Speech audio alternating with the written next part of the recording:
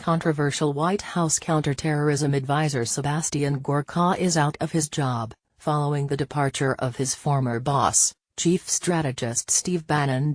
A White House official denied reports that Gorka had resigned on Friday night but confirmed that he no longer works at the White House. Gorka became known for his confrontational style and has fought accusations about his credentials and potential ties to extremist groups. Gorka has been working with the Trump team since the presidential campaign and was a close ally of Bannon. He'd previously been an editor at Breitbart News, the right-wing media outlet which Bannon led before joining Trump's team. "We're the platform for the alt-right," Bannon told Mother Jones. Bannon returned to Breitbart as executive chairman following his departure from the White House on August 18. Gorka belonged to a school of thought inside the White House that also included the former National Security Advisor, retired Lieutenant General Mike Flynn. They argued extreme Islamism is as coherent and united a threat to the United States as Nazism and communism were in the past. Gorka also was a staunch defender of President Trump's desire to impose immigration restrictions on refugees and residents of several majority Muslim nations. "The border is our front door," Gorka said. "Surely we should have a control as to who enters our house. This is the House of America.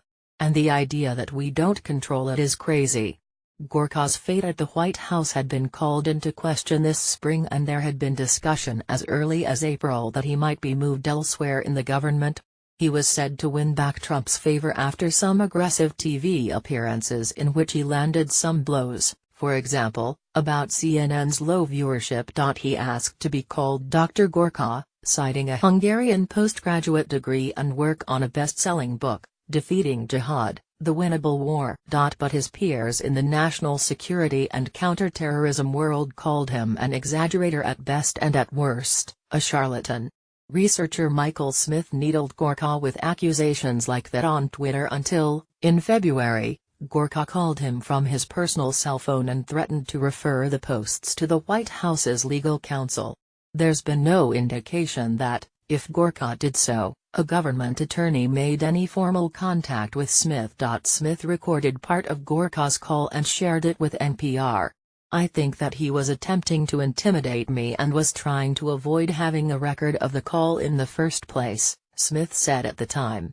"But during the course of the call, I think it occurred to him that he may be approaching things in such an unprofessional manner that I could perhaps bring that to light in such a way as to harm his career working in government." Gorka himself appeared on NPR a few times as a spokesman for the White House during his tenure as a counterterrorism advisor. The more his profile rose, however, the more he became a target for criticism, including by congressional Democrats who cited alleged ties to anti-Semitic groups in Hungary. "I was really shocked that someone like Sebastian Gorka should be part of this administration," Representative Nita Lowey, DNY, told NPR's Steve Inskeep. NPR's Scott Horsley contributed to this report.